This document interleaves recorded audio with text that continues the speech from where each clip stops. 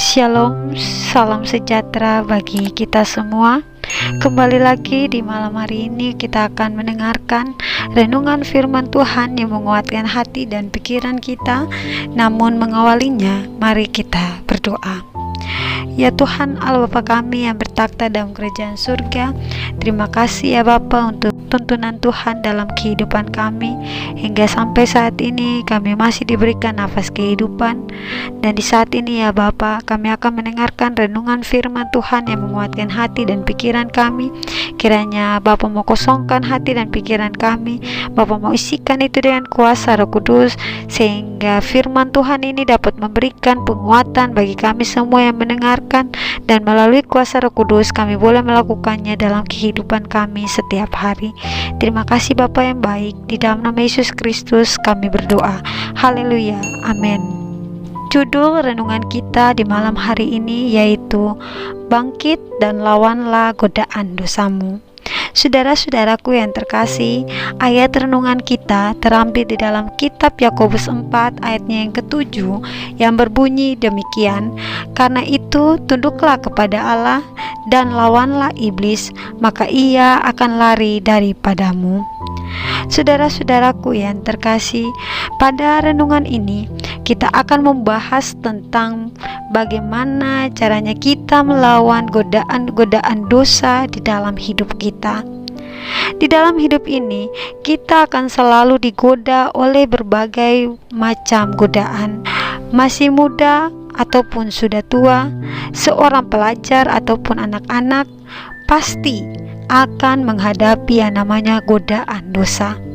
Seringkali padahal kita tidak ingin jatuh ke dalam dosa tersebut, tetapi kita malah menemukan diri kita terus-menerus jatuh ke dalamnya. Kita padahal ingin dapat tetap setia kepada Tuhan, tetapi rasanya sangat sulit untuk melawan godaan-godaan dosa ini. Saudara-saudaraku yang terkasih, mari kita lihat dan belajar pada cobaan yang dialami oleh Yesus dalam kitab Matius 4. Di dalam kitab Matius 4, kita semua tentunya sudah membaca kisah ini, mendengarkan dan mengetahui dengan jelas kisah di mana Yesus dicobai oleh setan. Lantas, apa makna yang bisa kita ambil dari kisah tersebut? Saudara-saudaraku yang terkasih, dari godaan yang Yesus alami, kita jadi tahu bahwa iblis adalah makhluk roh yang benar-benar ada. Kita bisa belajar dari cara Yesus menghadapi godaan iblis. Iblis mungkin menggoda kita dengan cara yang sama yang dia lakukan kepada Yesus. Misalnya dengan menyodorkan kesempatan yang menggiurkan untuk kita agar kita dapat menjadi orang penting, orang yang kaya atau berkuasa. Tetapi marilah kita meniru teladan Yesus yang tetap setia meski digoda. Tapi ingatlah saudara-saudara, setelah dia meninggalkan Yesus, iblis mencari kesempatan yang lain lagi yang tepat.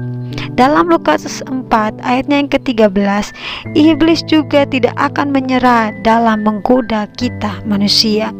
Jadi kita harus selalu waspada. Saudara-saudaraku yang terkasih, ada 3 hal yang dapat kita lakukan untuk melawan godaan-godaan dosa di dalam hidup kita. Yang pertama yaitu berdoa, yang kedua membaca kitab suci, dan yang ketiga adalah membangun komunitas yang baik. Kita akan membahas setiap poin-poinnya pada saat ini. Yang pertama, kita akan membahas tentang poin berdoa. Dalam Matius 26 ayat 41, Tuhan telah mengatakan kepada murid-muridnya untuk berdoa agar tidak jatuh ke dalam pencobaan. Lebih dari itu, Yesus juga telah mengajarkan kepada murid-muridnya untuk berdoa kepada Tuhan dalam menghadapi cobaan-cobaan dunia ini dalam doa Bapa kami. Maka dari itulah sangat penting untuk kita terus berdoa meminta kekuatan dari Tuhan.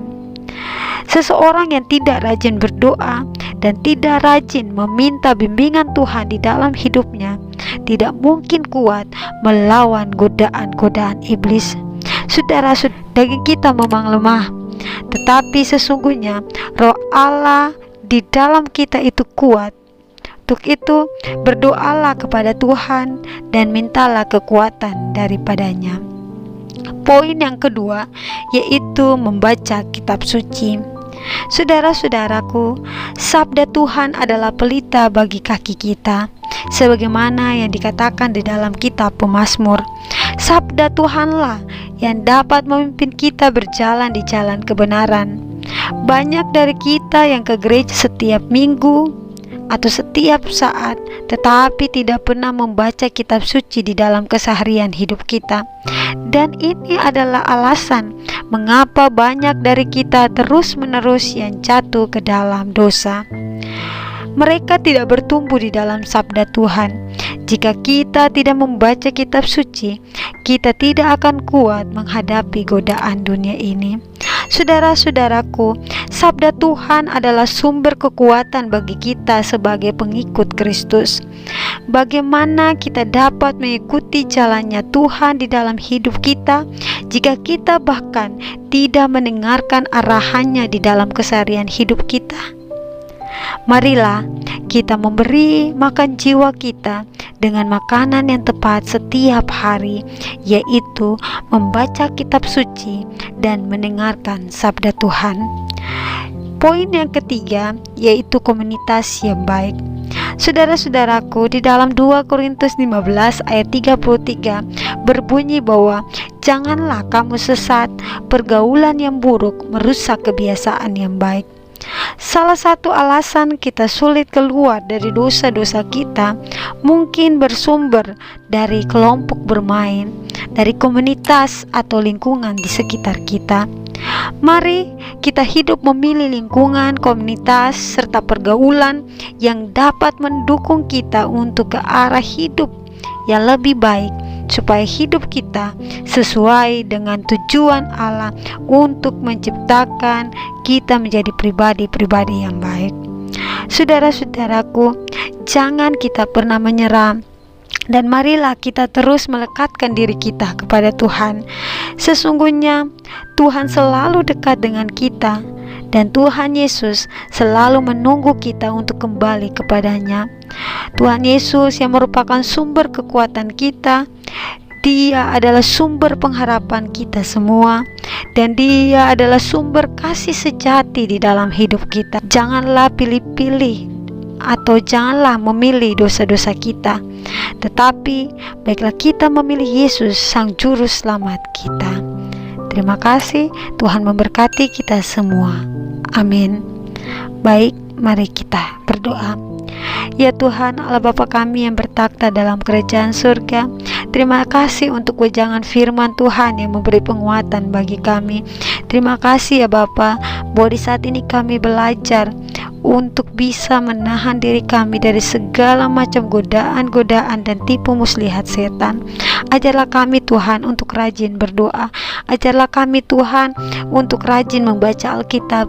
Dan ajarilah kami Tuhan untuk dapat membangun komunitas yang baik di dalam lingkungan sekitar kami berada. Dan tolonglah kami ya Bapa, agar kami mampu mengalahkan setan, bukan oleh karena kuat dan kuasanya kami, tetapi oleh karena Tuhan yang selalu berada di samping kami, bersama-sama dengan kami, untuk melawan segala tipu daya setan di dalam hidup ini. Bapa di surga, ajarlah kami untuk tetap setia kepada Tuhan, melakukan perkara-perkara yang benar. Dan kiranya ya Bapa di surga, setiap pendengar-pendengar firman Tuhan di saat ini, Bapa mau urapi mereka dengan kuasa Roh Kudus.